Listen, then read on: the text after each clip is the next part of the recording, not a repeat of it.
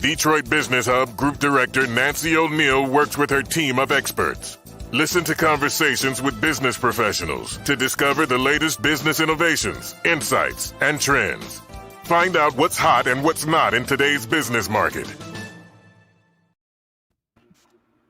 Hi, everybody. It is Nancy O'Neill, president of DBHG. I am joined today by none other than Mike Spica, who is an FSA advisor. Mike, go ahead and tell us about yourself. Introduce yourself even further for our listening and viewing audience. What's happening, Nancy? How are you today?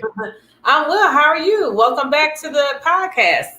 Doing great. Thank you very much for having me again. I appreciate the time and you bringing me on again here. I appreciate that. So thanks again for the opportunity. But living the dream. Life is amazing. Life is awesome. A lot of great things happening on my end, and a lot of exciting things and big changes are coming very soon in my life within the next 90 days. So maybe we'll talk about that a little bit. So yeah, we talked about it in our quote unquote green room. Yeah. You and your wife are expecting your firstborn, baby boy. So I know you're excited about that. Is he going to be a junior? Boy. What's that? Is he going to be a junior? Not exactly a junior. It's going to be named after myself and my father. I lost my dad, unfortunately, 21 years ago. So after my dad and I, so not exactly a junior, but definitely a couple family names. So that's a good thing. That's a good thing. Yeah, exactly. I'm so sorry to hear about your father. Thank you. Appreciate it. I'm sure he must have passed away when you were really young. Yeah. I'm 41. So he May 16th, just about a month ago, was 21 years. So he died 2 months before my 21st birthday. So my goodness. It's a pretty tough thing. So we just, never get over it. Just learn to live with it a little bit more every day. Is what I tell everybody. That's the truth. It's the truth. Yeah. So it was a pretty freaky thing for me a year ago when I was without him as long as I had him. I was out without my dad as long as I had him when, a year ago in 2020. So that was, last year was pretty tough. It was pretty tough that he's been gone that long. But you were really close to him then. I was very close to my dad. Yeah, exactly. Very close to him, but still blessed to have my mother. So she's here to see all of this, and can't wait to meet her new grandbaby in about 3 months. So now, is this her first grandchild? Yeah, it is. It's the first grandchild for both sides, actually. Oh, wow. I had a brother that passed away. He had muscular dystrophy. Okay. So I had a brother that passed away July 17th, 2004. So he was my older brother. So he's been gone almost 17 years. I have a sister who is 50. She's not married, no children. So this is the first baby for everybody. And then my wife's side, she's got a younger brother, but nobody's got any kids. So this baby is going to be spoiled. Spoiled rotten. That's right. Sorry. Well, it looks like both sides, both sets of parents have been waiting for a while for this to happen. Oh yeah. They are waiting with bated breath for this baby to arrive. So can't wait to meet the little fella in about 90 days. And in addition to that, my wife and I got an accepted offer on a house in Clinton Township. And now we have to sell, I have to sell my bachelor pad now in St. Clair Shores. So you were probably ready to get rid of that bachelor pad anyway. Yeah, I know. We were living there for the time being until we found a new house. And then last year with COVID, we planned on moving, but with COVID, through a kink in the whole planning process, so we decided to pump the brakes and wait it out and see what happened. And I understand. And one of the things we can talk about today, I know a lot of real estate focus here. What we did, and if anybody who's a real estate agent looking to buy real estate and how it worked out for us, it's just patience. God brought us the right house at the right time. We probably, not counting what we looked at online through the MLS, because I'm also, we'll talk about my licenses momentarily. Yeah. I'm a real estate agent as well, so I have access to the MLS. And, not counting how many houses we looked at online, hundreds, I'm sure we probably saw close to 50 houses in person. That's a lot. Yeah, it's just frustrating trying to get an offer accepted. But, when you're patient, which we were, we found the right deal, the right circumstances, the right seller, and it worked out. And we got probably spending a little bit more than we anticipated, but that's okay in this market. But it looks like we're going to end up with a home that is going to have some equity in it. So many people out there are overpaying and overbidding to get a house. The appraisal was actually done today on the new home in Clinton Township. So we'll find out soon enough, maybe about a week to 10 days what the value is at. But the anticipation is it's going to appraise for about $25,000 to $30,000 more than what we got the contract for, which in today's environment, the seller's market is it's kind of few and far between. You're not really hearing that right now. So the only thing I can say is just be patient.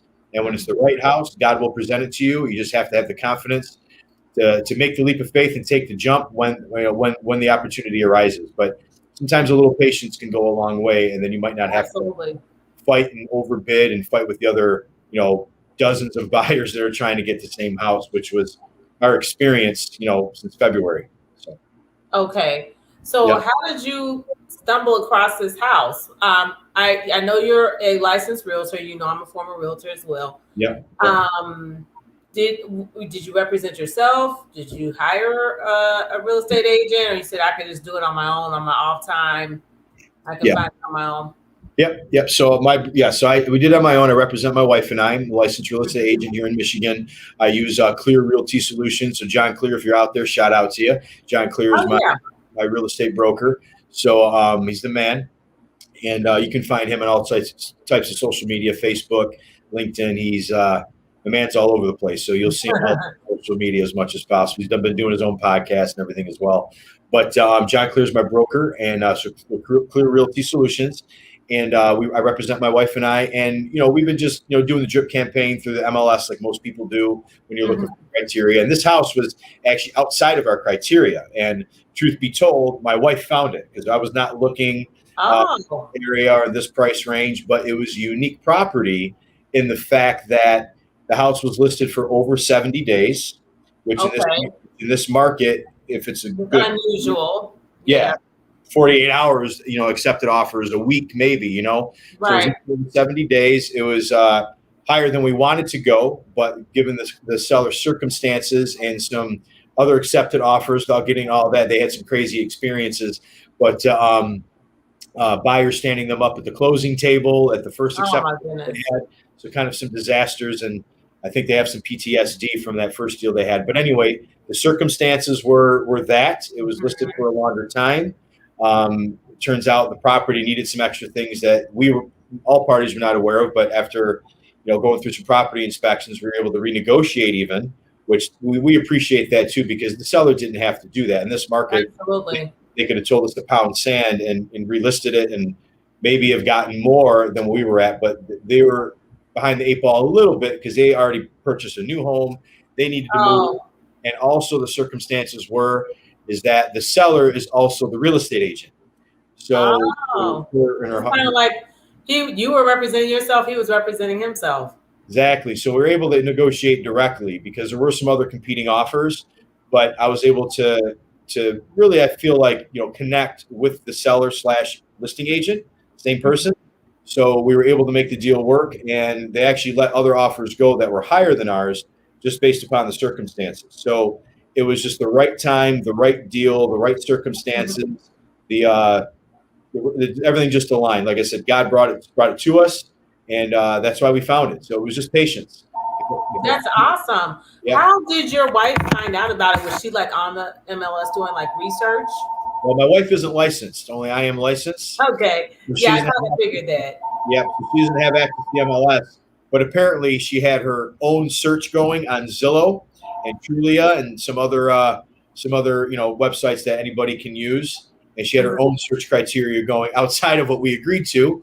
But we were able to find, that's how we located the house. And then we were actually, through negotiations, able to get an accepted offer within the range that we wanted. Because I think anybody listening knows that there's a range that you can get approved for, which is one thing. Right. And then there's a range where you're probably more comfortable in because nobody really wants to live and die in the house, right? So through negotiations and just timing of it and the seller's circumstances and our circumstances, we were able to negotiate to get it to the price range that we wanted and that the seller was comfortable with. And it was a win-win for everybody, which is why we were able to get the deal done. Well, that's great. Congratulations to you 2 times. Thank you. Appreciate it. Awesome. So next 90 days, new baby, selling a house, buying a house. Yeah, really. You got a lot going on.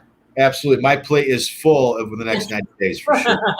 It sounds like it. I appreciate you taking the time out of your busy schedule with what you have going on with family and as well as work to spend about 45 minutes talking to us about real estate and investments.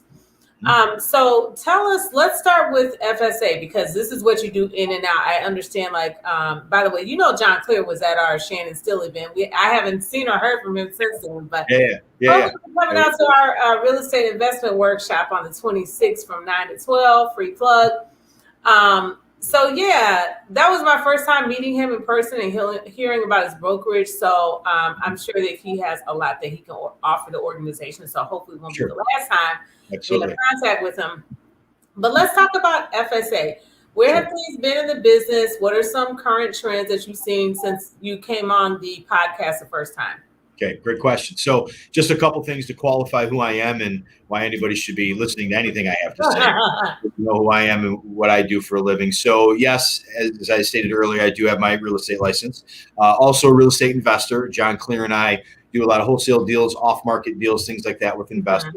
Not only listed properties, it's off-market properties as well. And truth be told, off-market properties is really where our specialty is. So we can list homes, we do that for our clients, but mainly the investor off-market properties, apartment buildings, homes, Detroit, and Oklahoma, Wayne counties. But in the city of Detroit, outside in the suburbs, we look at all of it. So that's really our bread and butter, the off-market deals where we look at working directly with investors and cash buyers. But what I do on a day-to-day basis is I'm a financial advisor, so to speak, through FSA Advisors, Financial Services of America. We're located in Warren, Michigan. We're actually in the Comerica Bank building where I'm sitting right now, right across from the GM Tech Center, 12 Van Dyke. It's where I'm at right now. We're on the 8th floor. So that's where I'm at now. I had client meetings all day today in the office now that things are opening back up a little bit, but still got to work with the mask with a pregnant wife at home. So still being with everybody and hand sanitizer and taking temperatures when people walk in. But I'm here today in the office. So I've been with FSA. I'm in my 13th year. The licenses I carry, I have my life, health, property, and casualty licenses, which property and casualty is like home and auto insurance, business insurance. Right. So for anybody out there, if you need any errors and emissions insurance as a real estate agent, we can do that for you as well. Business that, right? Yeah, I called you like a one-man shop the last time you were on the show. That's exactly what it is. And that's what my CEO here, Richard James, has really built is one-stop shop. And we'll talk about that and why that's so important. It's actually really unique in what we do. So I have some insurance agent. I also have my Series 6, 63, 7, and 65. So I'm a stockbroker and an investment advisor representative. As you know, I have my real estate license. I'm a notary. I also have a couple designations. I have what's called the CRPC, which is the Chartered Retirement Planning Counselor designations. It's from the School of the College for Financial Planning. And I also have what's called a PPC, which is a Professional Plan Consultant designation, which means I have an area of focus and concentration in employer-sponsored plans, such as, but not limited to, 401ks, 457s, 401as, 403bs, any type of HSAs and lump sum pension rollovers, a wide variety of different things. But I'm not an attorney or a CPA, so I cannot give legal advice. I'm like everything, but you might as well just go back to law school. I mean, just finish it off. Yeah. How many more initials do you need behind your name? It's a little bit too much. Because like Henry Ford used to say, you don't need to know everything. You just need to surround yourself with people that know everything. Right? So, but we have attorneys that we work with. The law offices of Benjamin Vader and Michael Wenner. That specializes in taxes. And we also have FSA Tax and Accounting, which is a tax and accounting firm. We have FSA Health, which specializes in Medicare and health insurance, not only for individuals, but also for group health insurance and group benefits, group life, group health, dental, vision, things of that nature. And also, of course, we have real estate, and we don't do mortgages in-house, but we have referrals that we can make an introduction for mortgage services as well. So what we call that, Nancy, is a holistic plan, a holistic advisor. Because here at FSA Advisors, what we truly believe is that the plan needs to be truly integrated. If it's not a truly integrated plan, it's a flawed plan. So a lot of people out there might say have an attorney or a CPA or an investment advisor or somebody handling their risk management. An insurance agent is another way that we call that. But when's the last time your attorney has spoken with your CPA? When's the last time your CPA spoke with your investment manager or your financial advisor? Most cases, our clients tell us never. They've never spoken to each other. So if that's the case, which is typical, that's a flawed plan, which means you're getting an off-the-shelf product. You're getting potentially and probably sold something, right, that may or may not be in your best interest. You always want to work with a fiduciary, which I'm a fiduciary, and as providing a holistic plan and a written financial plan for our clients is super important. Most of the clients that we meet, we ask them, has anybody ever developed a written financial plan for you? And they say, oh, yeah, and they go grab their statements. But that's not a written plan. That's a statement. Right. We actually put together a written financial plan for all of our clients that choose to hire us here at FSA Advisors and that we choose to work with. It's got to work both ways. We got to make sure we're a good fit for each other. We don't work with every client that we come across. You know, we look for specific clients to work with, and it needs to be a good mix. It needs to, you know, whether it's personality, you know, assets under management, what the expectations are. So we do what's called initially about a half an hour fit call, is what we call it, to make sure we're a good fit for each other and the family that we're looking to work with. So that's the main thing that we look at doing. But it's a holistic plan that incorporates all of the services under one plan. So at minimum, once a year, we're talking about your family with the attorneys, with the CPAs, with the insurance. You know, we're looking at everything to make sure your plan is still working, because just as life moves, your plan may need to be moved and rebalanced. So that's the thing we need to look at. So that's the main thing that makes us different and unique, is that it's a fully integrated plan for our clients. Right. That is something that's important. We talked about that quite a bit in the last time you were on the podcast. So in terms of trends that have changed, when we first spoke, I think it was like in the winter. I want to say it was like February or March. I was working from home. Yeah. You're working from home. So now I get to see you back in the office. I mean, how is that going? Instead of you like having so many phone conferences and Zoom calls and everything else, they're coming back in person. How are you adjusting to that? The adjustment's good. It's nice to get out of the house a little bit too, because you're kind of stuck in those four walls all the time. So it's nice with to get your pregnant wife. Yeah. Well, she actually went back. She works at Christian Financial Credit Union. She's in lending. Oh, she's still working then. She's still working. She's been working the whole time. Oh, wow. And about 3 weeks ago, they sent her back to the office. But they have them all spread out, where they're like not more than 6 feet, well spread out in the office there. It's a huge building that she's in. So she went back to work. So now I'm by myself working from home. I am still working from home most of the time. It's just at times if I have clients that need in-person, face-to-face contact, we'll set a meeting to come into the office. And today happened to be one of those days where I had in-person meetings all day in the office. So, but yesterday I was virtual all day. Tomorrow I'll be virtual all day. So if I'm lucky, maybe I can get down to the marina, work from the boat tomorrow virtual. That's the case. We'll see what happens. But so some different trends to answer your question, the different trends. I mean, inflation is a big trend right now. What's been trending through the last few days is the Fed coming out, talking about interest rates. They're looking at a potential rate hike at the end of 2023. So that's, 2.5 years, but it's coming. So, inflation, rate hikes, I mean, these are things that are real. And again, you have to take everything in moderation with a grain of salt. And everybody here, this is not a political conversation, but depending on what news channel you turn on, some people say it's a disaster, inflation's crazy. Other people say, it's a blip on the radar. It's no big deal. The truth is probably somewhere in the middle. So the reality is that inflation is real. It's something we definitely have to pay attention to. And depending on what new policies will come out, what actually plays out here economically, politically, will determine what happens. But the reality is inflation is real, no matter what political climate we're in, and you need to pay attention to it. So interest rates are at an all-time low. So a lot of times, these are the things that John and I, and we have another partner that we work with, Robin Barnes. She was also at the Shannon Steele meeting, I think, back in January. Yeah, Robin. She's been a guest on our podcast as well. Okay. So shout out to Robin. Robin's awesome. Yeah, hi, Robin. And she's a great cook. She's a great cook, that's for sure. Oh, that I did not know. So Robin. Oh yeah, absolutely.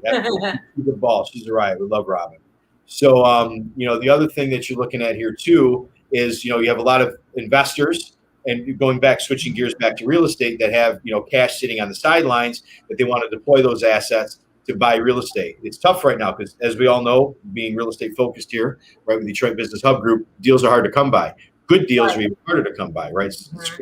People are fighting over deals. So you got real estate agents out there that are calling over each other, trying to get listings, trying to find deals, right? So the deals are harder to come by. Great deals are even harder to find. So, but what we're looking at educating our investors is the fact that you have this cash sitting on the sidelines. What's it earning in the bank? Interest rates essentially are at an all-time low. We're basically in a zero interest rate environment right now.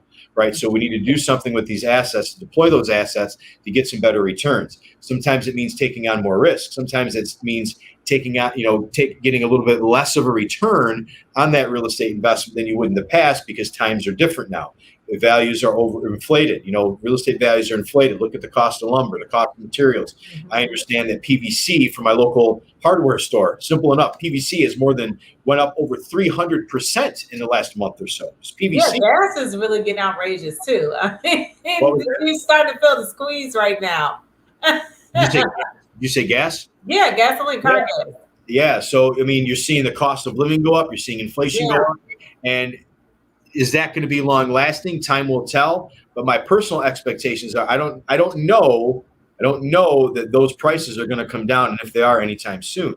So we have a new normal, a new reality coming out the other side of this pandemic. And the bottom line is here, Nancy, everybody just needs to plan properly, whether it's real estate, whether it's insurance, taxes, investments, your overall estate with your attorney, wills, trust, power of attorney. You just need to plan and have a good grasp on what reality is. Because I know a lot of our investors, with their off-market deals in Detroit, they're always looking for double-digit returns on their cap rates and their investment properties as far as cash flow. Right? I'm not saying that's not out there anymore. I'm not saying it's not out there. They're just harder to find. So we have to be more realistic about what we expect in real estate, what we expect, in investments, what we expect with taxes, and of course, with our day-to-day. Life has been changed so much from the last 15 months with everything that's happened. We really have a new reality and a new normal. We need to be able to grasp. That reality and have realistic expectations and how we plan moving forward all across the board. That's really what it comes down to. Exactly. So once again, in the green room, we Yeah. also offline. We also talked about how investors can actually invest in a fund instead of having to go out and purchase property commercially in a private or public market. Can you speak on that a little bit? Yeah, absolutely. That's a great point, Nancy. Thanks for reminding me about that. We did talk about that in the green. Absolutely. Which is via AKA cell phone. That's right. Absolutely. So you're talking about, there's a couple different names. There's a few different names people could use for this. Call it a real estate fund. You can call it a REIT, which stands for a real estate investment trust.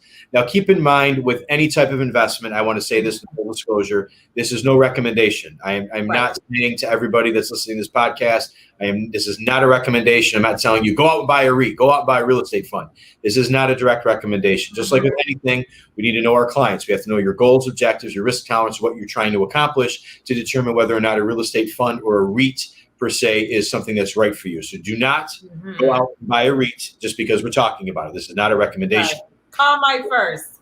That's right. You need to understand, right? Because there's different ways to invest in real estate, right? Absolutely. So this is a broad brush here, but we'll talk about some high-level overviews. I mean, at a very basic level, you can go out and buy, an index fund or a Vanguard fund that's a real estate investment fund, and you can invest in that. You can put $100 into it, right? And it's fully liquid, and you have access to it at any time. So you have something like that you have real estate exposure to. All the way to, I'm going to buy my own real estate investment properties and manage them myself, or hire a property management company to do it. Or you can buy a real estate fund that has a mutual fund or an index fund or an exchange traded fund that has access or as an element of real estate in the fund. You can go out and buy a private placement fund. You can go out and buy a real estate investment trust. But where you start getting into the private placements, start getting into the real estate investment trust funds, is you start running into an issue of the money is pretty much illiquid for a period of time. So you're looking at, generally speaking, a period of time, it could be 7 years, could be 10 years, where the money is not available. So it is not something where you can invest your money and you think in 6 months you're going to pull your money out to go put a down payment on a house or go buy a car or go on a shopping spree or whatever it is. The money is illiquid. It is a long-term investment, and you are not guaranteed your money back. So the trade red flags like ding, ding, ding, ding, ding. Every type of investment has a risk.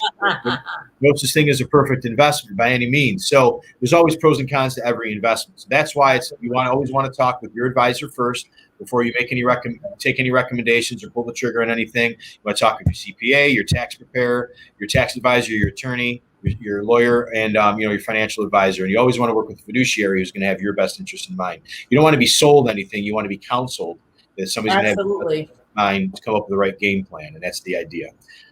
So when you're looking at real estate investment funds, real estate investment trust per se, there's a level of sophistication involved with that. A lot of funds you might not qualify for, or only certain investors can qualify for it, where you have to be what's called an accredited investor in order to invest in that fund. We don't need to get into details as far as what an accredited investor means. It's a simple Google search, you can find that out, but it's either based upon income or assets, and it's different if you're single or if you're married. So there's certain assets or income you have to qualify for. You essentially have to be a high net worth individual to qualify for some of these plans, some of these investments, because of the nature of it, that it's very illiquid, or you have to be a certain type of sophisticated investor or a firm, or there's certain things you have to qualify for to even potentially have access to some of these private placement funds or some of these real estate investment trusts.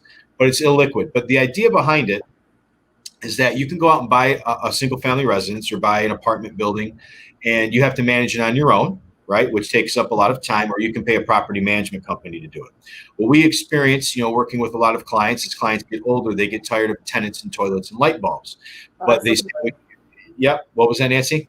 Absolutely, they do. Yeah, we're landlords, so I totally understand. Yeah. So if you're tired of tenants and toilets and light bulbs, and you can qualify as an accredited investor, there are ways that you can invest in a fund where you can pass off the management baton, so to speak, to a fund manager, where they're going to invest the money into a well-diversified portfolio. So you're not going to be just in the Detroit market, or just in the Metro Detroit market, or in Michigan by chance. They could be all over the country as far as what they're invested. It could be mobile home parks. It could be retirement communities, student housing, rental communities, apartment buildings. There's a lot of things all over the country. So you're looking at a well-diversified portfolio, but the fund manager is going to manage it for you. And you sit back and collect, a paycheck. You collect an income stream from that investment, just as you would if you manage the property on your own. The difference is you're hands off. You don't get to decide what properties to buy. You don't get to decide what tenants to evict if they haven't paid, or what goes into the landscaping. The fund manager handles all of that. They do all that stuff. You are hands off. You invest X amount of dollars if you qualify for the fund, and you collect, an income stream from the property just as you would under normal circumstances. The other advantage— that's what the beauty of it is. People don't want to be hands-on. That's the whole point of doing it in the first place. They don't want to be bothered. Right, but you lose control. You don't have exactly. Right? But you are more diversified, and you're essentially pooling your assets into a larger bucket of money, for lack of better terms, where that fund is going to go out and invest and do the research and hire the right management team to manage those assets to make sure you're getting the best capital return, return on your investment possible. That's the idea behind it. So the other option with that too, that's interesting, that a lot of people may not be aware of, is that there is a term out there, a strategy called a 1031 exchange. So a 1031 exchange is any investment property that's exchanged for another investment property. So if you have capital gains, we meet clients from time to time and say, Mike, I'd love to sell this property, but I'm going to get hammered in taxes, and I don't want to pay out money in taxes, so I'm just going to deal with it and hang on to it. So the option is that some people may be aware of is you can do what's called the 1031 exchange, which you have, and again, without getting into the time limits and the specifics, there's a specific way to do that 1031 exchange. There's time frames and things you have to abide by in order for it to qualify for a 1031 exchange. You have to use a qualified intermediary to handle the funds, but you can essentially exchange one investment property for another investment property and kick the tax can down the street, so to speak. So you don't have to pay the taxes on it now. You keep the taxes deferred by moving the money from the one investment property to another investment property. But the issue that we find oftentimes, and if you're a real estate agent out there, and maybe you have clients that are like, I really am trying to help this client sell this property, but they don't want to pay all the money in taxes, so they won't sell. And they also don't want to go out and buy another property because they're older and they don't want to manage it anymore, right? So maybe you're having an issue, or you have a client, a particular set of clients, who you're trying to help, move along the planning process and sell those properties, but they won't do it because of taxes. So another healthy option is there's a 1031 exchange fund. So if you have a client out there who is, yes, I don't want to pay the taxes on it right now. I want to keep the tax deferred, but I don't want to go out and buy another property that I have to manage. I'm trying to get out of the management. Again, I'm tired of dealing with tenants and toilets and light bulbs. We can do a 1031 exchange to a fund that qualifies as a 1031 exchange fund. Not all real estate funds qualify as a 1031 exchange. It has to be a specific type of real estate fund in order to qualify. So you can do a 1031 exchange fund where they can sell that piece of real estate, get rid of the management, say I'm done managing it, and move that into a fund. They defer the taxes to a later date, invest it into a real estate fund that qualifies for 1031 and collect the income from that fund and no longer have to manage the property. So you get rid of the property. In other words, these funders are going to sell the property for you? No. So you would still have to go through the process of selling the piece of real estate you currently own, like by going with an investor or listing the property with your favorite real estate agent, and you need to sell the property, right? You still need to dispose of the property.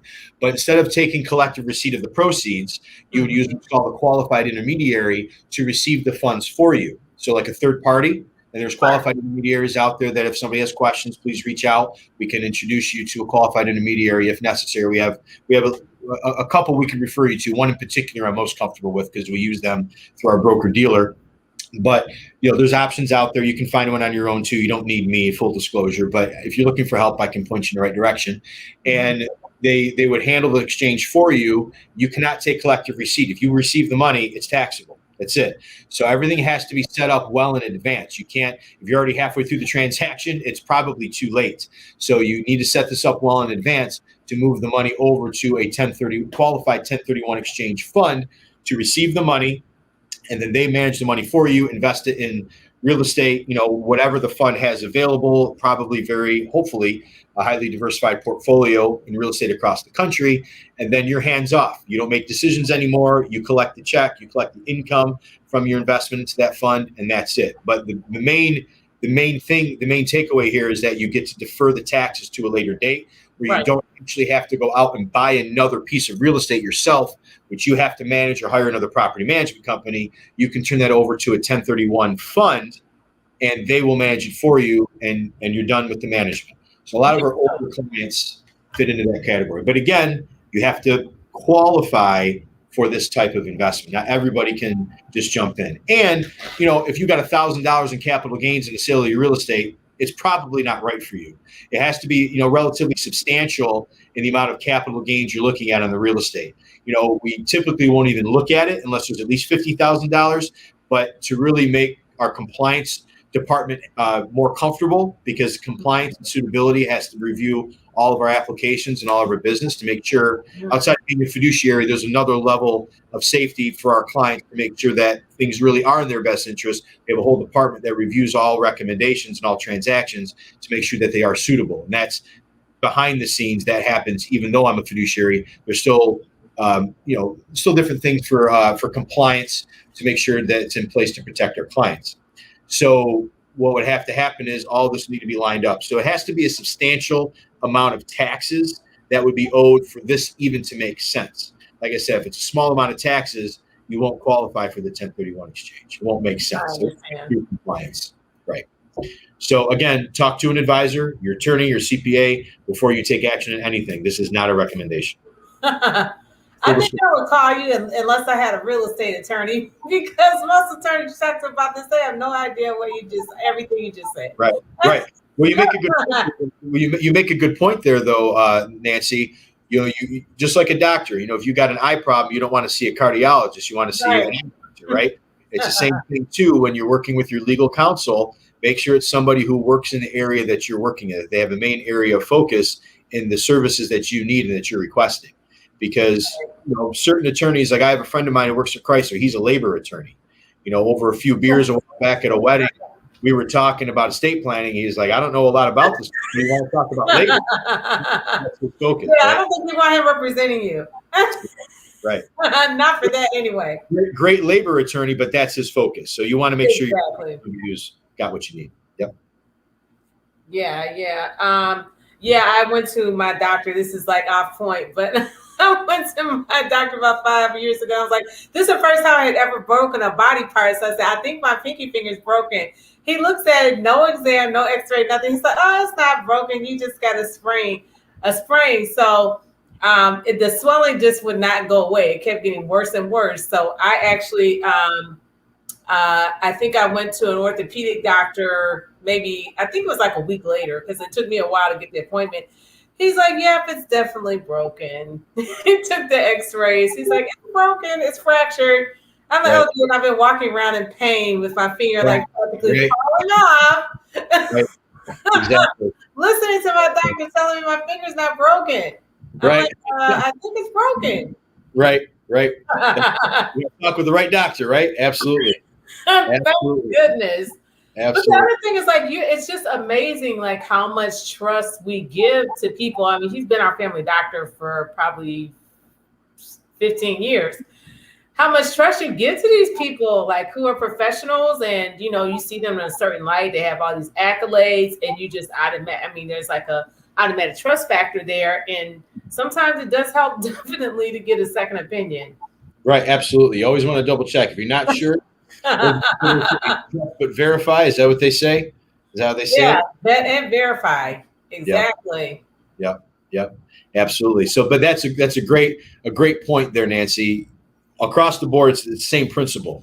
You want to make sure you work with somebody whose goals are aligned, and those recommendations are going to be aligned with the goals and objectives for you and your family. And circling back to what I said a little while ago, that's why we do what's called a fit call with all of our clients to make sure that we're a right fit. We may not be the right fit for a particular family, or that family may not be a right fit for us. Yeah. So it's always making sure that we're aligned with the families we're working with.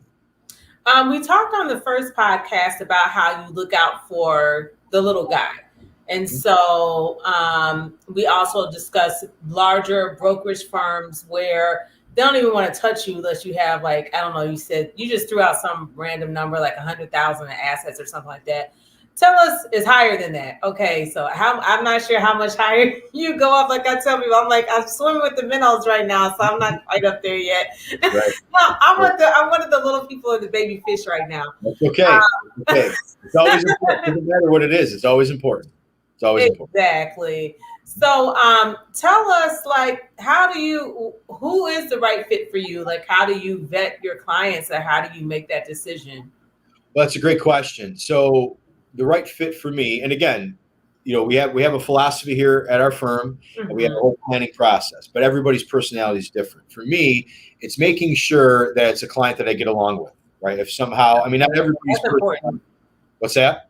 That is important. Getting along with people is definitely important. Yeah. I think I get along for the most part with most people.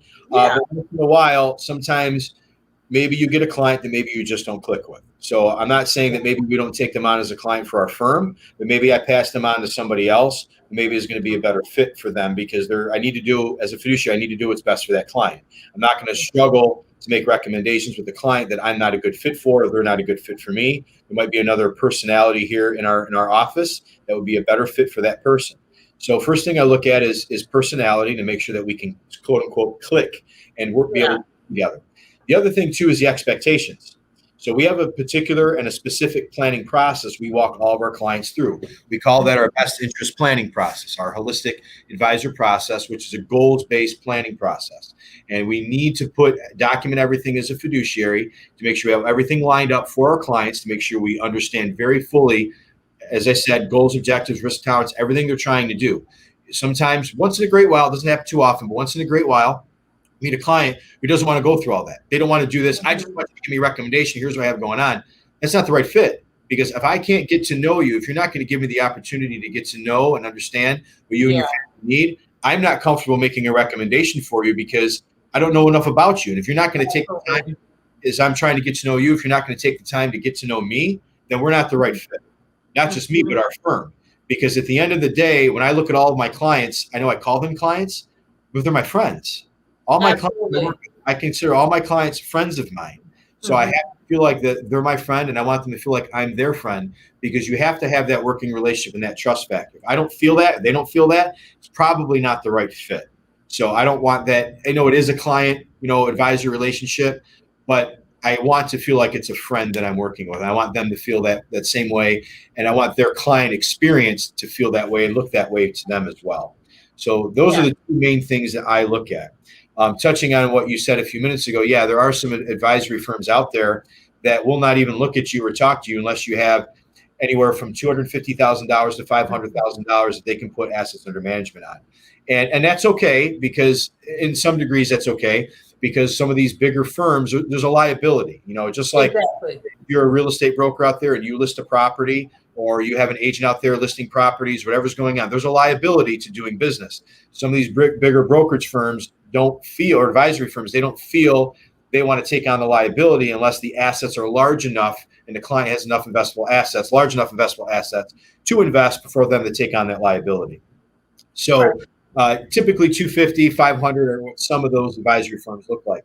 You know, we're willing to work with anybody and everybody who's willing to take the time to follow our planning process. So we can click as an advisor-client relationship, and we can become friends.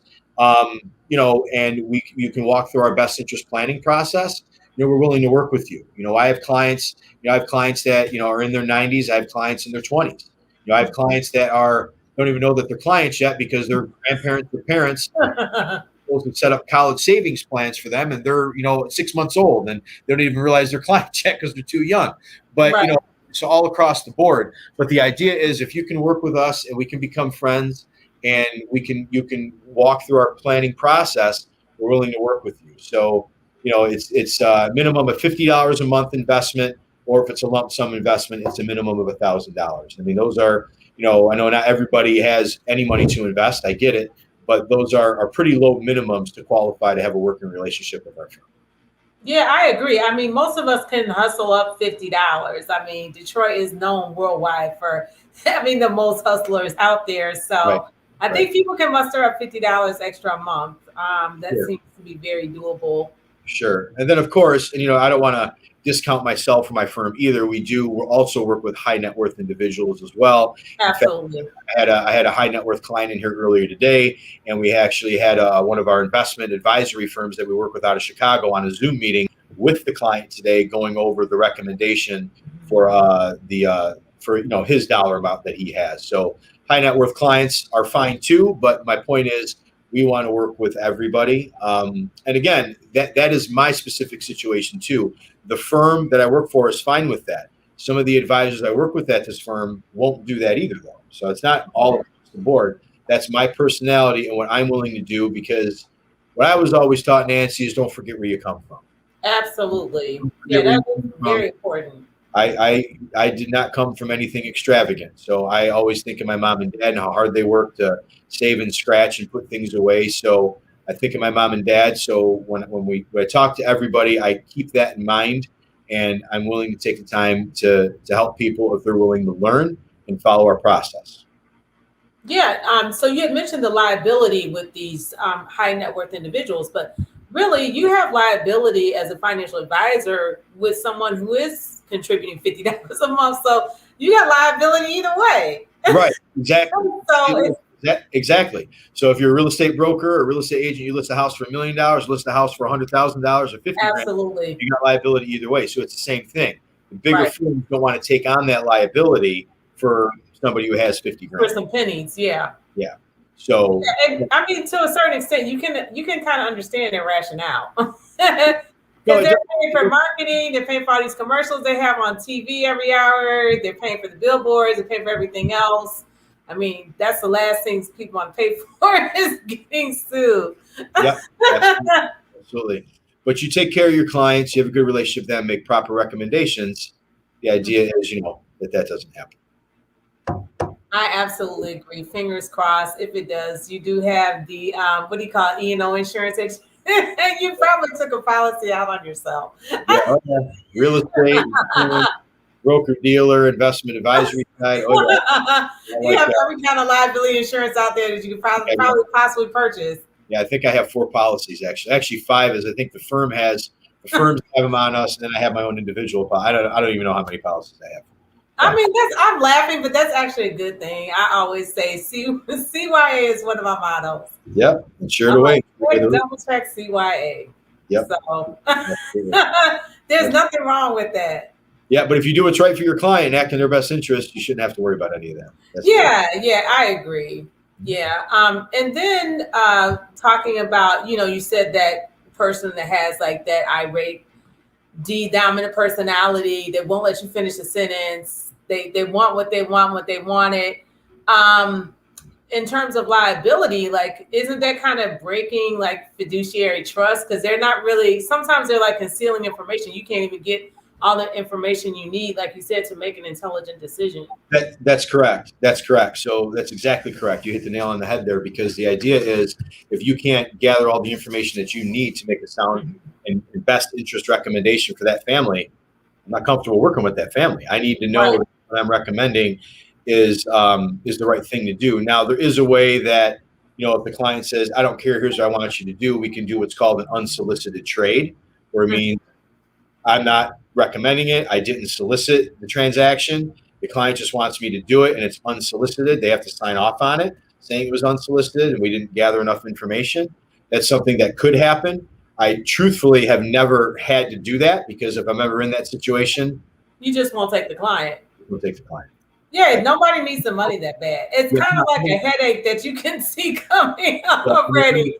I mean, I may have done unsolicited trades because a client called me up and said they need money, so we have to sell something to free up cash to give them the money. But I've never actually done a full financial plan without knowing anything about the client. I just won't take that client. I'm just not comfortable with that. Yeah, it's kind of like avoidance. Like, it's like, that's the best route to take sometimes, just avoid this situation altogether. That's what they say a lot about debt too. Like, avoidance is the best way not to have to get out of debt. Just don't get into debt in the first place. Right. Exactly. So absolutely. That's one thing too. Control your expenses. You want to retire early, control your expenses. As I say that while I'm buying a new house, right? But you are buying a house that has equity in it, so that is important.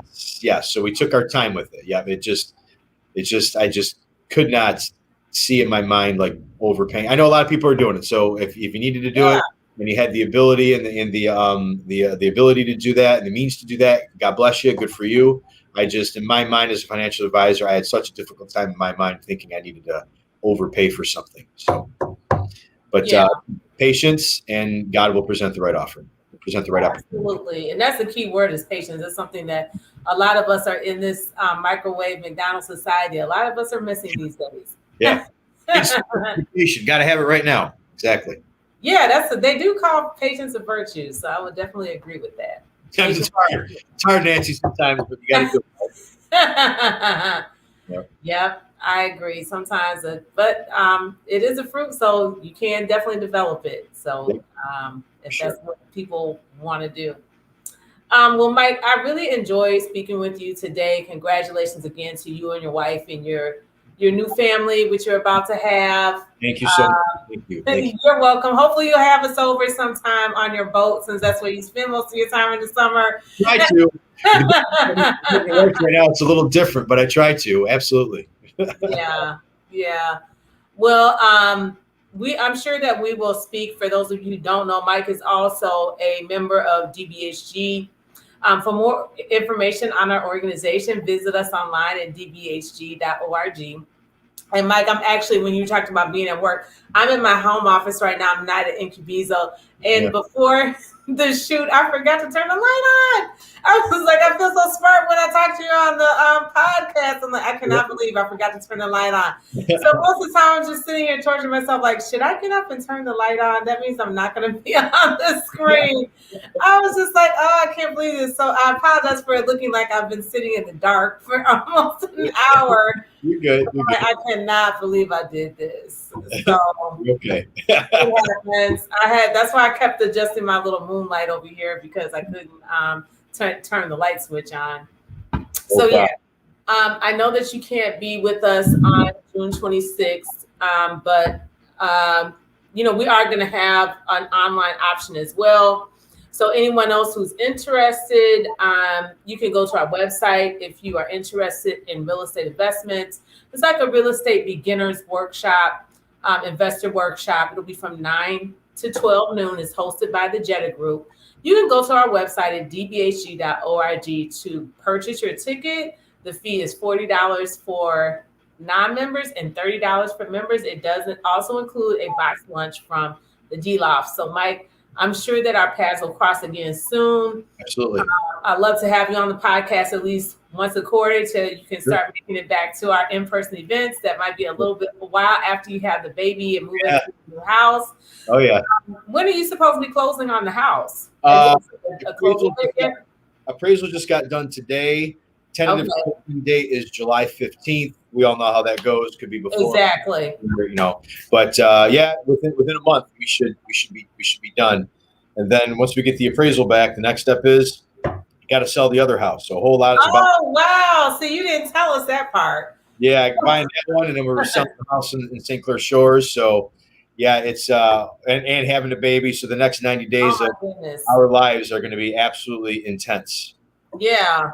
Do you have the house listed right now? Not yet. I'm waiting for the appraisal to come back just to make sure we're good. Okay. Appraisal at the new house was done today. It was completed today. So, a week and a half, whenever we get the appraisal back, if we know that we're good on the appraisal, then instantly we're listing that property in St. Clair Shores. For all of you agents out there, if you got any buyers in stores, hit me up. Let me know. It's going to be going live soon. But if you can catch me before we push it live, maybe we can. Another one of your private listings. There you go. Right. Long. So probably within 2 weeks, it's going to be up. So. Okay. Sounds good. Yeah. All right. Well, let us know what we can do as an organization to help you out. Once again, thank you for being a guest on the show again, or I should say member. And we will connect soon. Thanks, Mike. No problem. Thanks for having me, Nancy. Have a great evening. Thank you. Okay. You do the same. Thank you. Bye. Okay. Bye-bye.